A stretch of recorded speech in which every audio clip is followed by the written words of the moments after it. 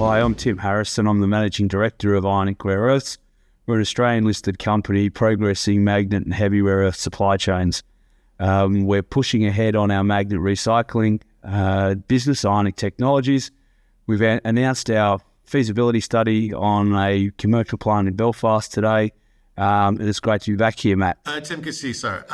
You put out the feasibility study numbers today in a press release. I have to say I was pleasantly surprised at the scale of what you put together. I don't know why, but I was expecting it to be smaller. Do you want to tell people about the numbers and we'll pick it up from there? Yeah, look, so we've been working on this feasibility study for nearly 12 months. And with the support of the UK government, we've been working with partners, WSP and the British Geological Survey, on defining a commercial magnet recycling facility in the UK that can turn end-of-life magnets, permanent magnets, neodymium iron boron magnets, recycling that material, but also waste products in the production of magnets, extracting the rare earths out, separating them into the high-value, high-purity magnet rare earths, and making a product, a strategic raw material that's going to be certainly an increasing demand going forward.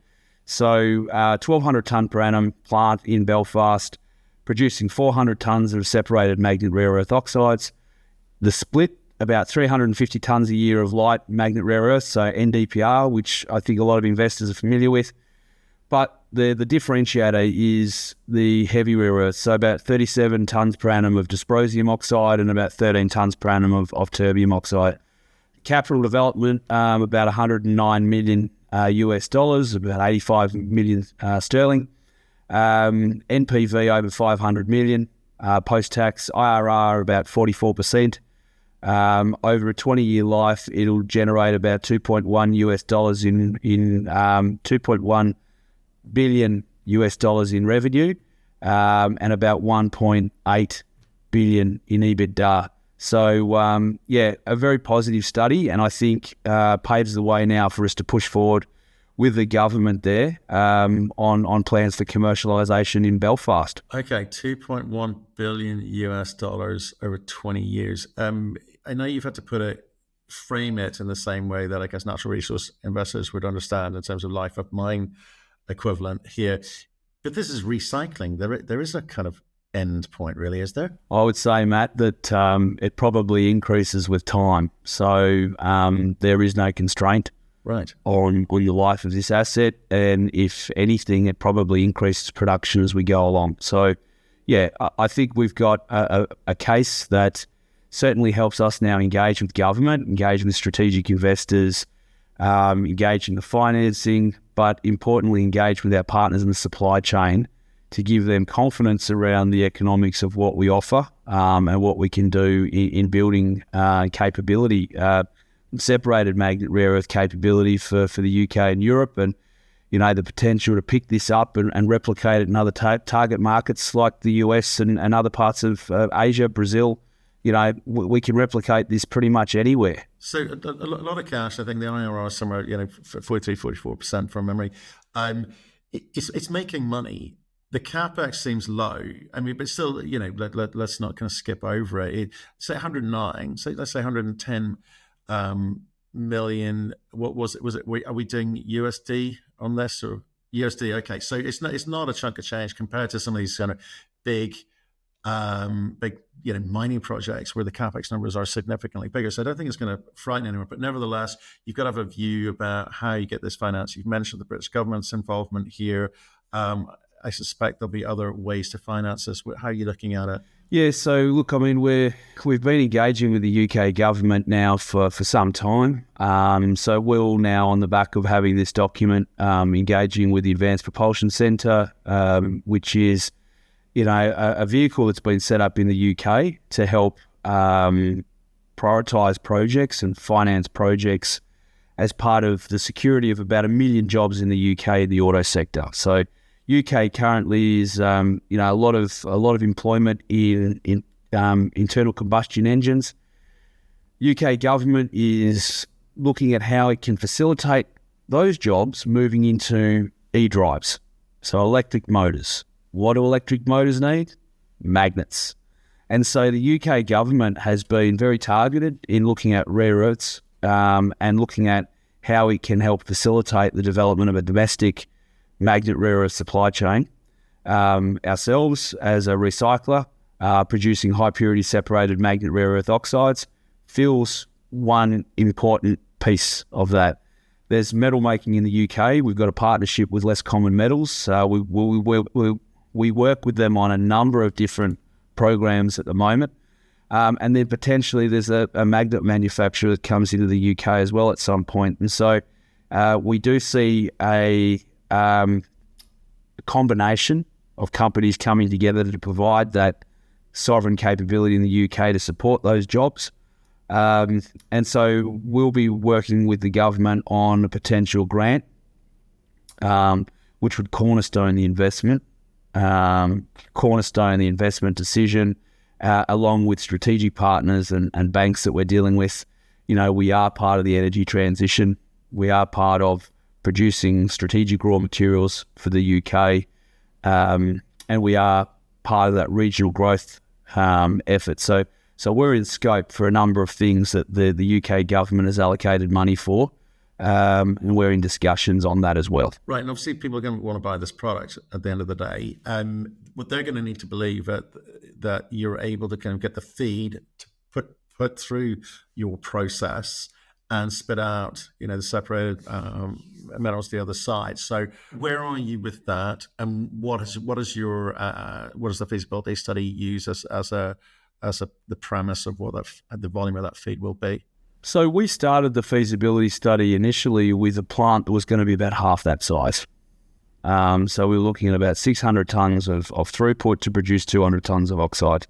As we worked through that fact-finding mission to understand what does the flow of material look like within the UK, we quickly identified that it's going to be too small pretty quickly. So we basically doubled capacity. It's a modular design. We can tack on additional units. We can be responsive to the flow of magnets that is available in the UK. But we're not completely dependent on end-of-life magnets. We've got a process that can take the swarf and offcuts from both metal and magnet manufacturing. And it's important to probably understand that if you assume 100 units of oxides goes in to make the metal, the alloy, and the magnets, along that chain, there are waste materials that are generated because not all magnets are blocked. You've got arc magnets, curved magnets, there's shavings, there's offcuts, there's breakage. That material is perfect to come back into our flow sheet. And so we've designed a flow sheet. We're working with partners now across the metal, alloy, and magnet space to provide a mechanism for that material to be recycled back into their supply chain, external to what previously has happened through China. And so we are providing that optionality. So if we look at where we're sourcing material, we're looking at UK being an early adopter of offshore wind. That fleet or those units are approaching end of life, some of that first generation. So we do anticipate significant numbers of end of life decommissioned wind turbines. We know that there's about 3,000 wind turbines on the island of Ireland as well. And so appreciating not all of those wind turbines are direct drive and use permanent magnets, but we've done the work with some consultants to understand, well, what are the units, what are the models, who's operating those?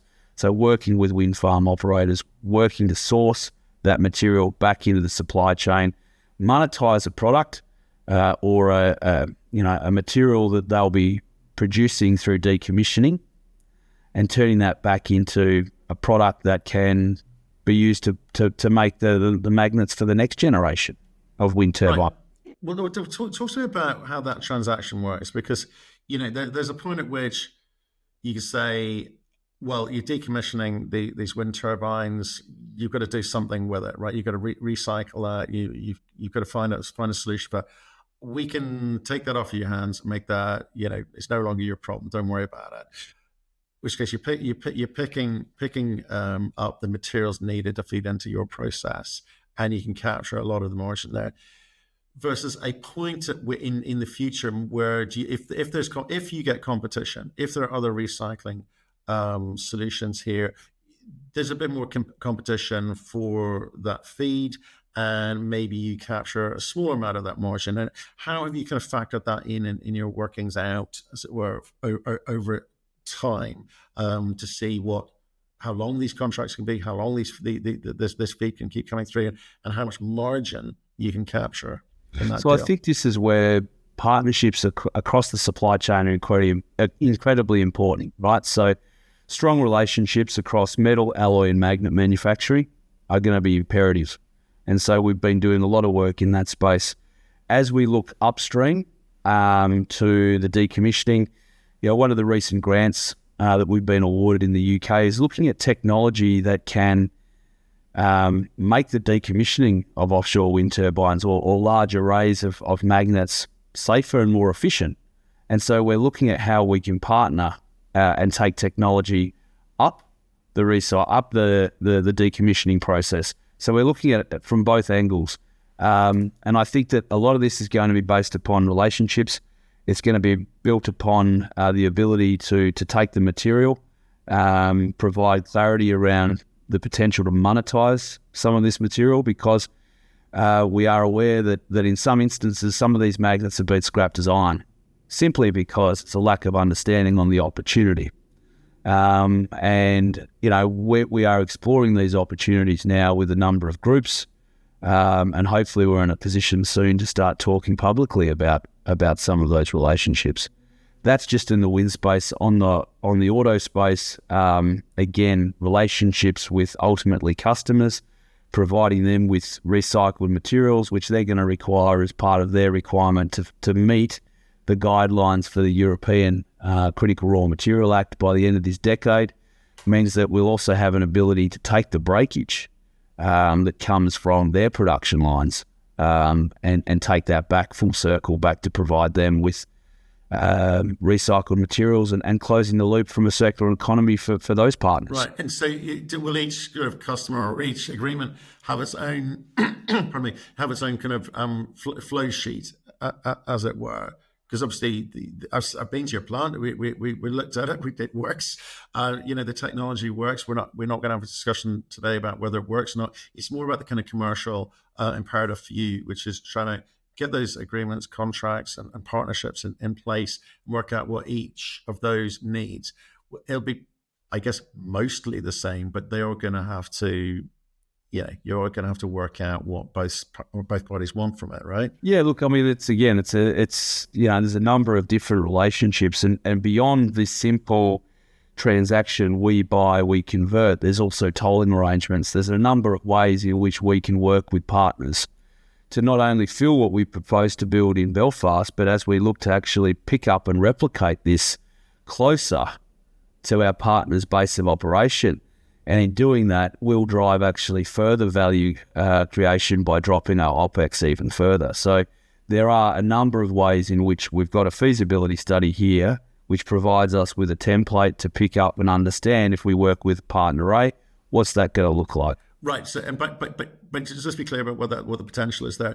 The modular means that you can pick up this design and plonk it anywhere in the world, right? That's one. That's it. And it could be next door to an automotive manufacturer, which, let's say, I don't know, 5%, 10% of batteries attempted to be made, are bad, and that's the kind of feed through to you. Plus, every 7 to 10 years, batteries come back in and they get recycled by you. So that's a nice standalone unit. I assume that's on a licensing basis. So look, I think we're looking more at the joint venture arrangement. Okay, yeah.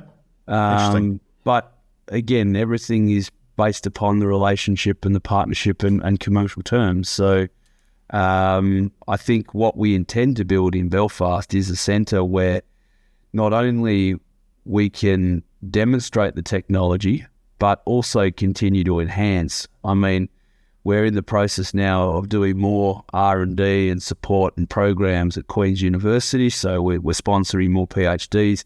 We're continuing to push ahead on the technology, continuing to make innovations.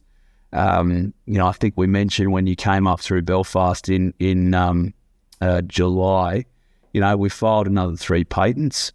We're continuing to innovate because we're constantly seeing better ways to do things. And we anticipate that once we built Belfast and once we roll things out globally, we'll be able to demonstrate technology in Belfast and quickly roll that out to our partners. Right. And what's the relationship between government and, private or other public businesses which have their own sort of imperatives? You could argue that government has a political imperative, which is employment in specific regions, and the ability to sort of tick a box which says, hey, look at us, we're green, we're recycling, right? Whereas if it's a large car manufacturer, they're going to have a bunch of very strong commercial reasons why they might want to do this with you. Do those two work together, or are you dealing with them separately? I mean, how do you imagine that working? Look, I think each joint venture or each initiative is going to have its own value drivers.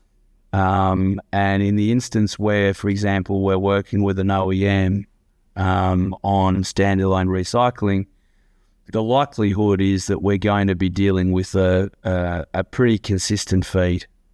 Whereas when we're looking at a facility like Belfast, which is providing much more flexibility to a wider market, we need to have, and potential applications, government is an enabler, because government's looking for strategic raw material supply that's imperative for the military and defence complex, right?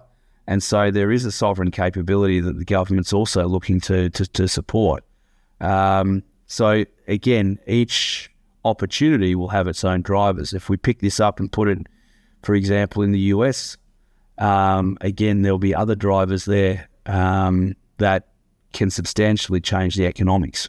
Okay, so you've demonstrated the ability to solve the problem technically. So it's a problem which needed solving. It's a problem which is in demand. So I think it's an absolute congrats on that, and obviously showing the scale of the potential here in the sense of 12 tons per day is not too shabby. What are the next steps for you? Do you have to build in Belfast? Is that the expectation from the UK government, or is there other places in the UK available to you? How quickly can you move through the phases now? Yeah, look, I mean, there are some additional costs that we'll be wearing in Belfast, and we've sort of identified that, and that's a discussion that we have with government.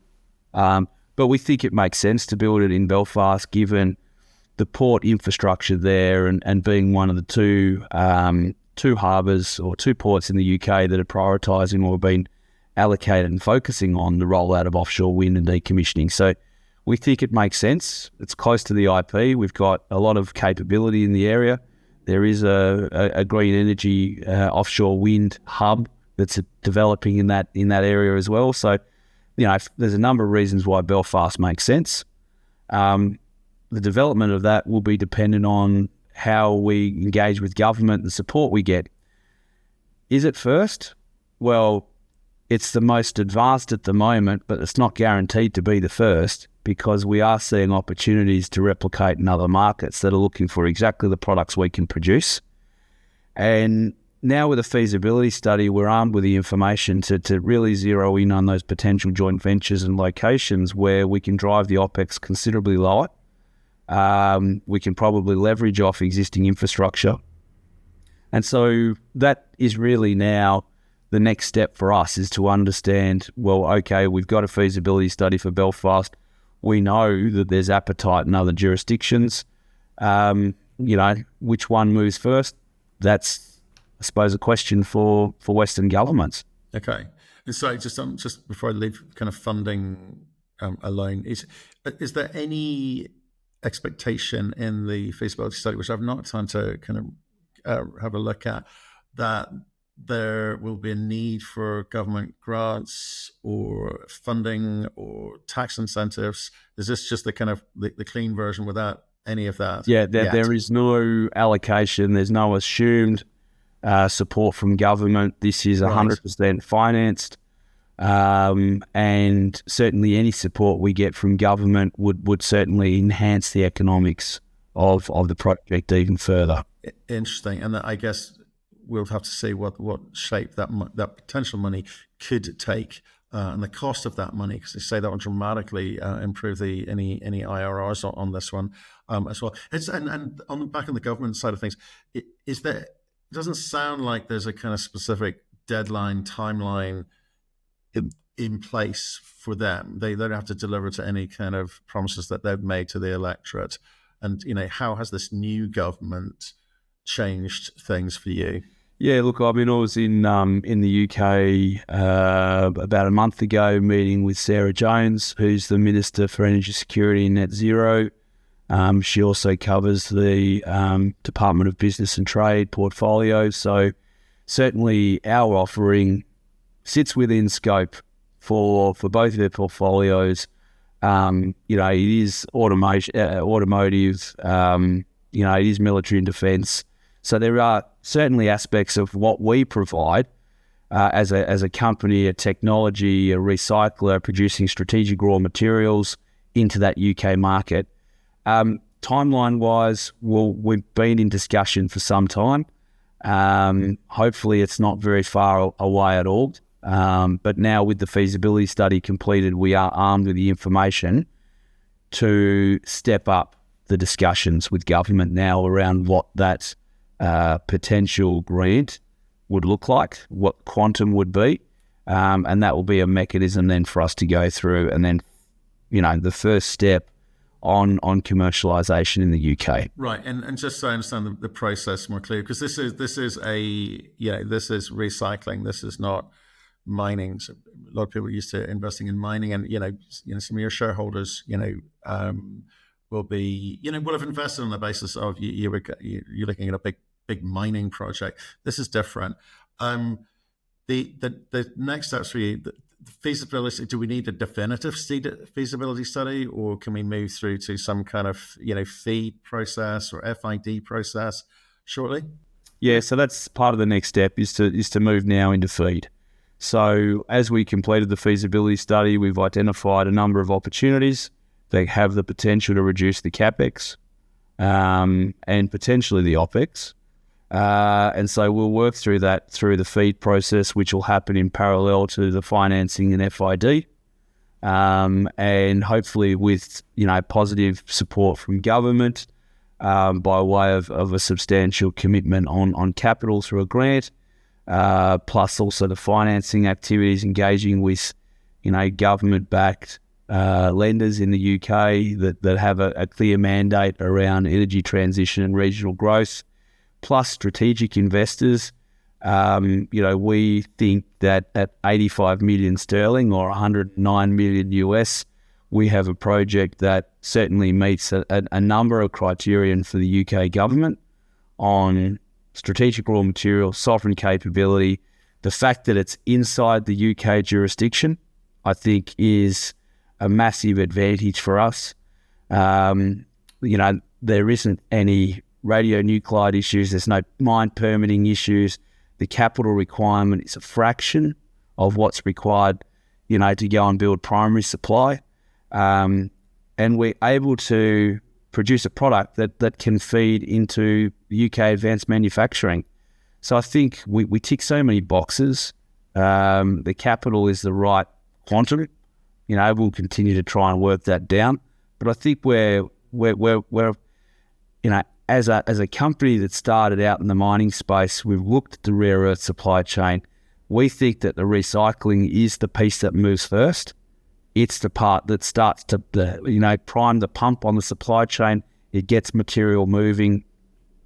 And that's going to be absolutely critical for Western supply chains to be built. For sure. And I think, first of all, I need to say to anyone listening to this or watching this, go read the press release, because there's a huge amount of detail in there, relevant detail in there around the commerciality of this. So do that. And I think one of the pieces that I looked at was the sensitivity analysis, because there's a couple of things going on here.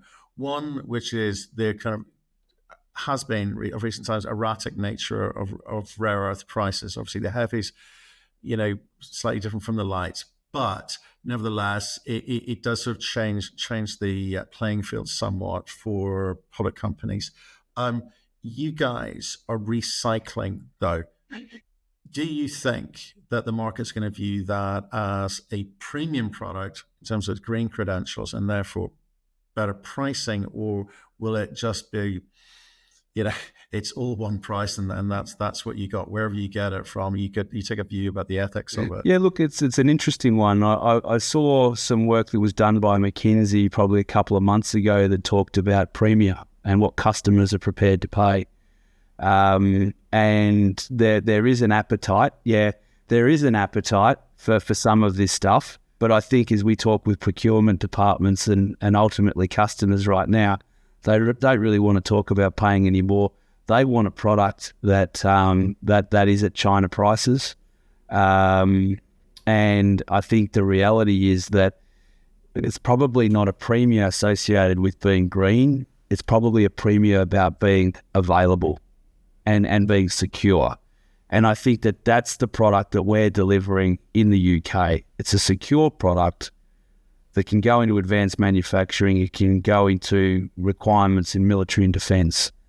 And I think that is the differentiator for us. So that's a really interesting one, because again, the nuance of that being is about certainty of supply, which may command a premium, rather than the green factor, which may command a premium. We'll have to see how that plays out when the market's when the market gets going for you guys, and I'm intrigued by that sort of concept. Well, look, I think we should wrap it up there, Tim, because it's been that's been fascinating, and like I say, you surprised me to the upside on the size, the opportunity, and the margins that you're looking at. Love to kind of get into the weeds with you a little bit more when I've had time to digest the feasibility study, but it feels close. It feels very close. I think we're well on the way, Matt.